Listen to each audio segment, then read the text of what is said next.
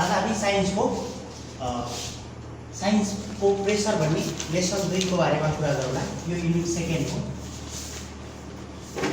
Unit second पहिला हामी pressure भनेर केलाई भनिन्छ त्यसको बारेमा जान्नु।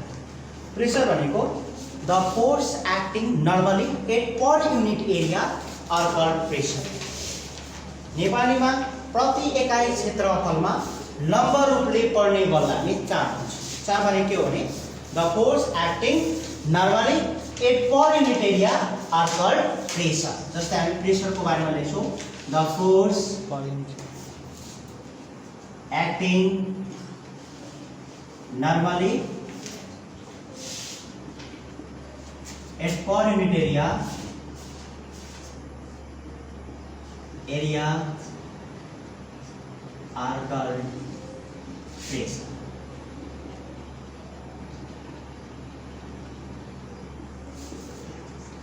यदि प्रति एकाइ क्षेत्रफलमा लम्ब रूपले पर्ने बल हुन्छ त्यसलाई हामी के भन्छौँ? चाप भन्छौँ। चापका फर्मुला प्रेसरको सूत्र चाहिँ pressure P equal to force F upon area A हुन्छ। फोर्स भनेको बल हुन्छ, एरिया भनेको क्षेत्रफल हुन्छ। यसको एकाइ it's unit in SI system अनुसार it's unit in SI system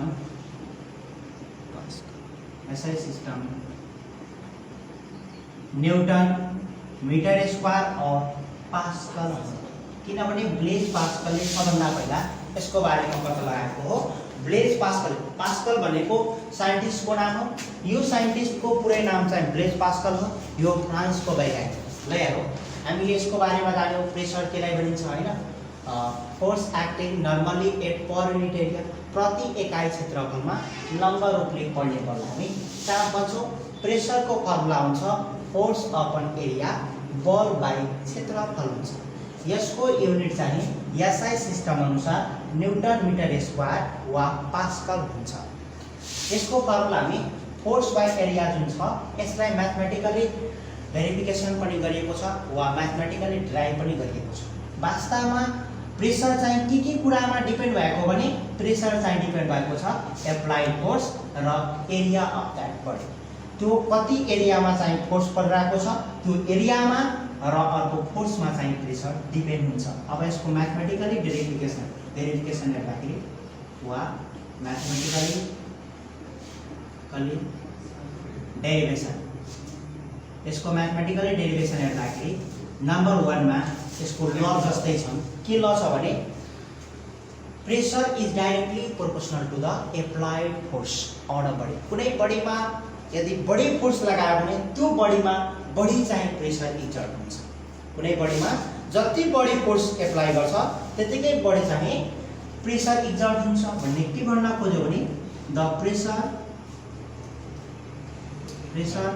is directly proportional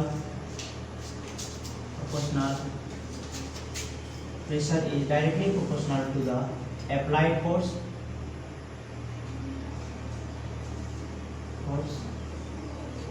on a body।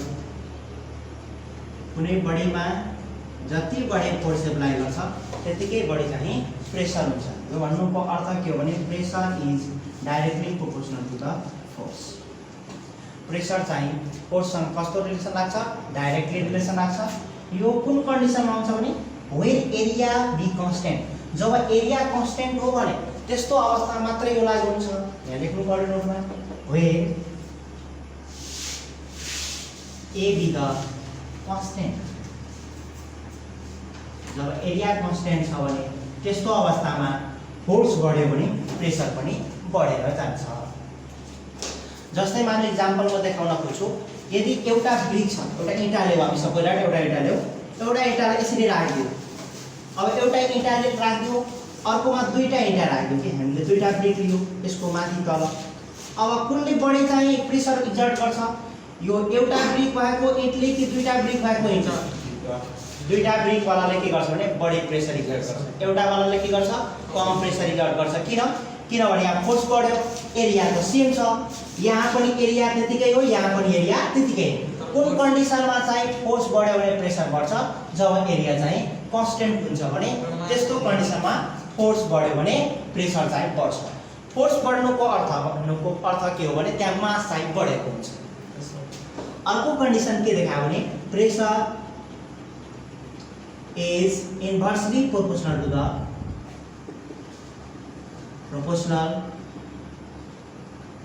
Two the cross sectional area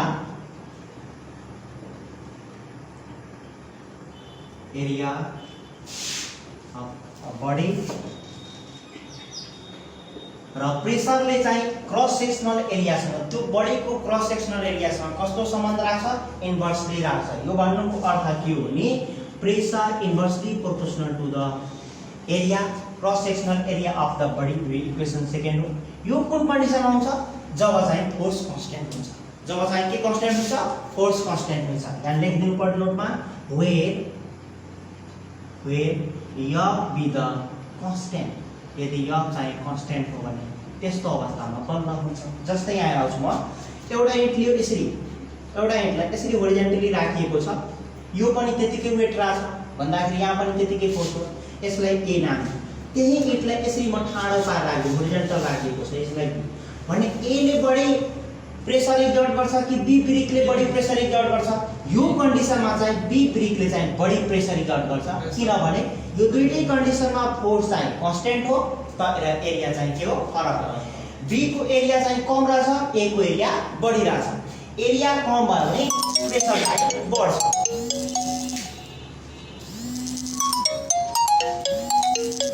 ग्यारेजको phone आइरहेको, उसको नाम सारी गराउनु। यहाँबाट हामी के बुझ्यौँ भने एरिया बढ्यो भने प्रेसर चाहिँ घट्छ, एरिया घट्यो भने प्रेसर चाहिँ बढ्छ। अब हेरौँ, अब यो इक्वेसन फर्स्ट र सेकेन्डलाई हामी सोल्भिङ गर्दाखेरि यहाँ हेरौँ, सोल्भिङ इक्वेसन फर्स्ट